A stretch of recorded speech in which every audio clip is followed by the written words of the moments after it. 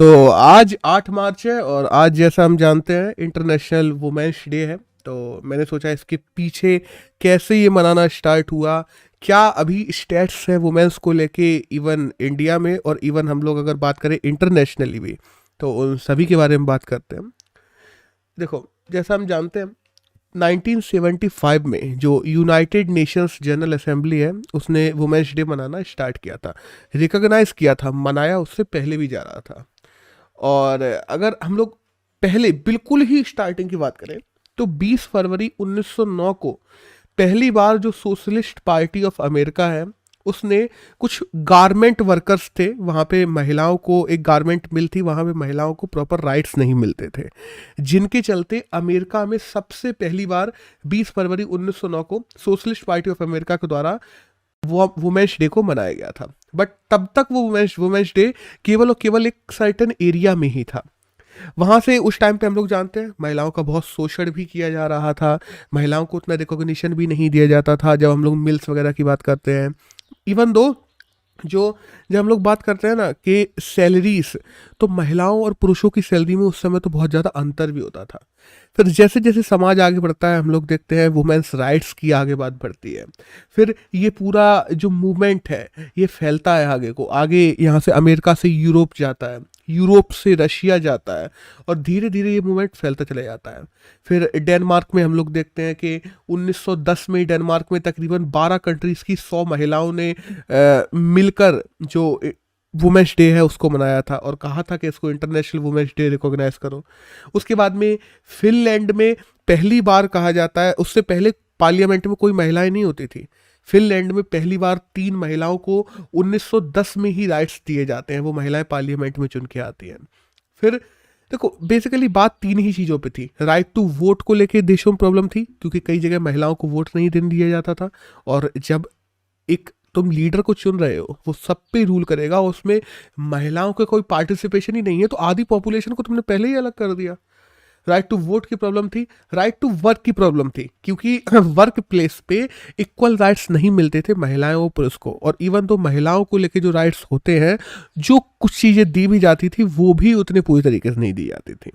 Even though third जो चीज़ आती थी वो आती थी डिस्क्रिमिनेशन, कि महिलाओं को लेके समाज में भी बहुत डिस्क्रिमिनेशन था महिलाओं पुरुष के बीच में, कि ये काम महिलाएं कर सकती हैं, ये पुरुष कर सकते हैं, ऐसी चीज़ें। और ये चीज़ आज भी हम लोग देखते हैं काफ़ी समाज में। फिर हम देखते हैं वर्ल्ड वॉर 1 के टाइम पे ये मूवमेंट जब रशिया में पहुंचा तो रशिया ने भी पहली बार 8 मार्च 1944 को मनाया था क्या, इंटरनेशनल वुमेन्स डे। रशिया ने पहली बार कहा था कि हम इसको इंटरनेशनल वुमेन्स डे करें। फिर 1944 में ही पूरे यूरोप में कहा जाता है, ऑलमोस्ट सारे देशों में, कुछ देशों को छोड़ के मनाया गया था 1944 में इंटरनेशनल वुमेन्स डे। लेकिन फिर बाद में हम लोग देखते हैं 1944 के बाद में 47 के तकरीबन आके ब्रेड एंड पीस कैंपेन शुरू किया गया था रशिया के द्वारा ही। फिर रशिया में ये मूवमेंट काफ़ी ज़्यादा फैल गया था उन सब चीज़ों को लेके, तो टेक्सटाइल वर्कर्स भी जुड़ गए थे उसमें, और भी फैक्ट्रीज के वर्कर्स जुड़ गए थे, तो सारी महिलाओं ने मिलकर इंटरनेशनल डे मनाया। और फिर बाद में हम देखते हैं कि यूएन को इसमें जागते जागते काफ़ी टाइम लग गया। तो 1975 में जब UN world conference on women, पहली बार वुमेन्स के लिए वर्ल्ड कॉन्फ्रेंस हुई थी 75 में जाके, और जो हुई थी मैक्सिको में, आज के मैक्सिको में। तो उस समय हम देखते हैं जो सस्टेनेबल डेवलपमेंट गोल्स होते हैं हमारे, उनमें भी गोल नंबर 5 में जेंडर इक्वालिटी और एम्पावरमेंट को ला दिया गया था। और साथ ही साथ में 1975 से ही 8 मार्च को इंटरनेशनल वुमेन्स डे को भी रिकॉग्नाइज कर दिया गया था। दुनिया में आज की अगर हम लोग कुछ स्टेट्स की बात करें बेसिकली, क्योंकि आज हम देखते हैं तकरीबन हम लोगों के सामने 45 साल से ज़्यादा हो चुके हैं इंटरनेशनल वुमेन डे को बनाते हुए, तो आज क्या अंतर पड़े हैं उन सब चीज़ों को लेके। तो देखो दुनिया में आज भी 75 करोड़ से ज़्यादा ऐसी महिलाएं हैं जिनकी शादी 18 साल से पहले कर दी जाती है, जबकि 18 साल एक इंटरनेशनल स्टैंडर्ड है किसी भी महिला की शादी करने के लिए। इसके बाद में अगर हम बात करें तो जो इनफॉर्मल सेक्टर है, देखो फॉर्मल सेक्टर जिसमें तुम्हारे सैलरीज वगैरह हो गई, तुम्हारी पे स्लिप्स हो गई, तुम्हारी पेंशन्स हो गई, पीएफ हो गया, तुम्हारी वर्किंग स्टेट्स कैसे रहेंगे, ये सब चीज़ें रिकॉग्नाइज होती हैं पहले से तुम्हारे वर्क में। लेकिन जो अन रिकॉग्नाइज सेक्टर होता है उसकी हम लोग, या अनफॉर्मल सेक्टर की बात कर लें, उसमें ये सब चीज़ें रिकॉग्नाइज नहीं होती हैं। तो आज भी 60% महिलाएं इनफॉर्मल सेक्टर्स में काम कर रही हैं। उन्हें फॉर्मल में लाने की जरूरत है पूरी दुनिया के द्वारा। इवन दो आज भी जब हम लोग अर्निंग की बात करते हैं तो ऑन एन एवरेज एक पुरुष और ऑन एन एवरेज एक महिला, 23% अर्निंग गैप है महिलाएं और पुरुषों के बीच में। साथ ही साथ जब हम लोग पार्लियामेंट में पार्टिसिपेशन की बात करते हैं, पार्लियामेंट में सीधी सी बात है वो लोग बैठे हुए हैं जो हमारे लिए रूल्स एंड रेगुलेशंस बना रहे हैं, इवन दो जो हम लोगों को लीड कर रहे हैं और हमारे समाज को आगे बढ़ा रहे हैं। उसमें भी अगर पार्टिसिपेशन की बात करते हैं ना, तो सोचो, सबसे पहली बात हम लोगों ने अभी बात की थी कि फिनलैंड में पहली बार 3 महिलाएं चुनी गई थी 1910 में।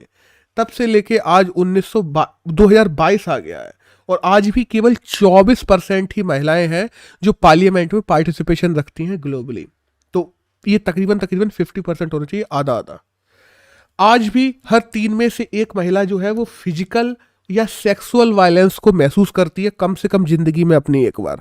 और ये तो वो है जो रिपोर्टेड है, जो अनरिपोर्टेड है उनकी हम लोग अंदाजा लगा सकते हैं कि कितने ज्यादा होंगे। इसके बाद बहुत काम किए गए, ऐसी बात नहीं है कि जब से इंटरनेशनल वुमेन्स डे की बात चली है, वुमेन एम्पावरमेंट की बात चली है, वुमेन जेंडर इक्वालिटी की बात चली है, तब से काफ़ी काम किए गए। फंड रेजिंग भी काफ़ी ज़्यादा हुई है महिलाओं को लेके, अलग अलग इंस्टीट्यूशन डेवलप हुए हैं, लोगों में अवेयरनेस लाई गई है। इवन दो हम लोगों की स्टडी करिकुलम में चीज़ें जोड़ी गई हैं वुमेन्स को लेके, वुमेन एम्पावरमेंट को लेके। वुमेन अचीवमेंट्स जो होती हैं उनको सोसाइटीज़ के द्वारा रिकॉग्नाइज किया जाता है। इवन दो उन अचीवमेंट्स को और जोर से बताया जाता है लोगों को कि वुमेन्स ने ये अचीव किया है, जिनसे लोगों को समझ में आए, जो जेंडर इक्वालिटी है उसका मतलब समझ में आए। हम बात करते हैं ना, जब हम लोग बात करते हैं कि वाइट कलर यूज करते हैं, पर्पल कलर यूज करते हैं, ग्रीन कलर यूज करते हैं, आज केवल एक पिंक कलर तक सीमित नहीं रह गई है। इवन दो इस बार का भी जो इंटरनेशनल वुमेन्स डे है उसमें पर्पल, ग्रीन और व्हाइट कलर का यूज किया जा रहा है, पिंक का कहीं नहीं, क्योंकि पिंक कलर को काफी हद तक एसोसिएट कर दिया जाता है वुमेन्स के साथ में, तो वो भी ना किया जाए, इसकी भी कोशिश की जा रही है आज के समय में। अब भारत के अगर हम लोग पर्सपेक्टिव में बात करें तो आज भारत में हम लोग जानते हैं फंडामेंटल राइट्स जो हमारे कॉन्स्टिट्यूशन में दिए हुए हैं उसमें हमने जेंडर इक्वेलिटी रखी है। चाहे राइट टू वर्क की बात कर लें, राइट टू लिव की बात कर लें, हर जगह हम लोगों ने जेंडर इक्वेलिटी रख रखी है। आज हमारे संविधान के आर्टिकल नंबर 15(3) में हम लोगों ने महिलाओं के लिए स्पेशल प्रोविजंस बना के रखे हैं, जिससे महिलाओं में जो समाज में दबी तबकी महिलाएं हैं उनको भी आगे ले आया जा सके। आज protection for women from domestic violence act 2005 India में काम करता है, जिसके द्वारा डोमेस्टिक वायलेंस जो महिलाओं के साथ होता है उसे रोका जा सके। डाउरी प्रोविजन एक्ट 1961 है, जिसके तहत जो लोग दहेज लेते हैं, दहेज प्रथा जो हमारे इंडिया में खास करके नॉर्थ साइड में बहुत ज़्यादा फेमस है, उसको रोका जा सके। The sexual harassment of women at work place act 2013 भी है कि वर्क प्लेस जहाँ पे भी जो महिलाएं काम करती हैं वहाँ उनके साथ में किसी भी प्रकार का सेक्सुअल हरेसमेंट ना किया जा सके। और इन्हीं को हम लोग जानते हैं दूसरे शब्दों में विशाखा गाइडलाइंस भी बोलते हैं। विशाखा गाइडलाइंस से मतलब ये पूरा एक्ट जो है the sexual harassment of women at work place 2013, ये विशाखा गाइडलाइंस से ज़्यादा फेमस है क्योंकि मीडिया में ज़्यादातर वही चलाए जाते हैं। इसके बाद में हम लोग देखते हैं वुमेन टेक पार्क बनाए गए थे हमारे यहाँ, गति स्कीम लॉन्च की गई थी। गति का फुल फॉर्म है gender advancement for transforming institutes, के जो इंस्टीट्यूट्स हैं इंडिया में जितने भी हैं उनमें जेंडर इक्वेलिटी लाई जाए और उनमें तकरीबन 50% महिलाएं काम करें। इस बार का अगर हम लोग बात करते हैं वुमेन्स डे का, जो हम लोगों ने थीम भी रखा है वो भी gender equality of day for a sustainable tomorrow रखा है। तो आज अगर ऐसी बात की जाए ओवरऑल में, तो क्या जेंडर पैरिटी है? हाँ, मतलब जेंडर इनइक्वालिटी है? हाँ बिल्कुल है। लेकिन जेंडर इक्वालिटी की तरफ बढ़ते हुए यूएनजीए के द्वारा भी, इवन दो इंडियन गवर्नमेंट के द्वारा भी अलग अलग स्कीम्स चलाई जा रही हैं, बट क्या इनका रियल लाइफ में, ये ग्राउंड रियलिटी में उतना ज़्यादा इन्फ्लुएंस है? क्या इनका अंतर दिखाई दे रहा है? हाँ दिखाई दे रहा है, बट जितना दिखाई देना चाहिए उतना दिखाई नहीं दे रहा है।